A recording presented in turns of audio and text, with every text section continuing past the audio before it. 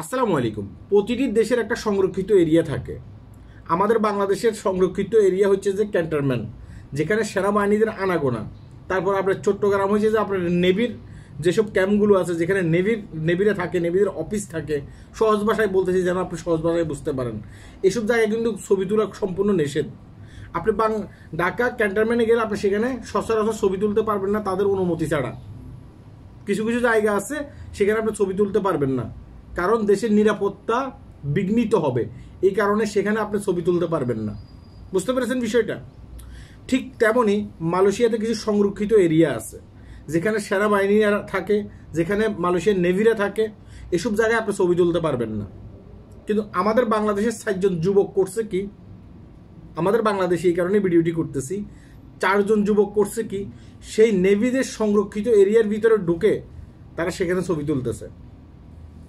বাইরে বড় করে লিফলেটে লেখা আছে যে এখানে ছবি তোলা সম্পূর্ণ নিষেধ। কে শুনে কার কথা? তারা সেখানে ঢুকে কি করতেছে? ছবি তুলতেছে। আবার ছবি তুলতে তুলতে এক পর্যায়ে সেখানে নেভিরা দেখছে, নেভিরা এসে তাদেরকে ধরছে, ধরে পরবর্তীতে মালয়েশিয়ান পুলিশের হাতে তুলে দিয়েছে। পুলিশ কি করতেছে? খতিয়ে দেখতেছে তাদের পূর্ব কোনো রেকর্ড টেকর্ড আছে কিনা। খতিয়ে দেখতেছে তাদের পূর্ব কোনো রেকর্ড নেই। তারপরও 3 দিনের রিমান্ডে নিচ্ছে। তারা সেখানে ছবি তোলার জন্য এতই মগ্ন হয়ে গেছে, তাদের সেখানে গিয়ে ছবি তুলতে হবে। কেন আজকে ভিডিওটি করতেছে? আমি বললাম না সতর্কমূলক ভিডিও। এই যে আমি দেখি যে কেল সেন্টার, আমি দেখি যে আপনার এখানে কি বলে কেলসিসি টুইন টাওয়ার, সেখানে গিয়ে কিছু কিছু জায়গা আছে যেসব জায়গার ভিতরে আপনার টাসানাচি করা সম্পূর্ণ অপরাধ। হ্যাঁ, এখান দিয়ে পর্যটকরা আসবে যাবে, তাদের যেন চলাফেরায় যেন বিঘ্ন না ঘটে।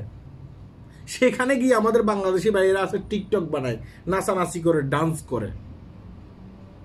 এইসব ভাইদেরকে যদি বাংলাদেশ থেকে এভাবে শিক্ষা দেওয়া হতো, কিছু কিছু জায়গায় গিয়ে আপনার সংরক্ষিত এরিয়া আছে, এসব জায়গায় ছবি তোলা যাবে না। হ্যাঁ, স্পর্শকাতর জায়গায় আপনি দাঁড়িয়ে অনেকক্ষণ অপেক্ষা করতে পারবেন না, সিগারেট খেতে পারবেন না, তাহলে কিন্তু আজকে এই 4 জন ব্যক্তি কিন্তু গ্রেপ্তার হতো না, তাদেরকে রিমান্ডে নিত না।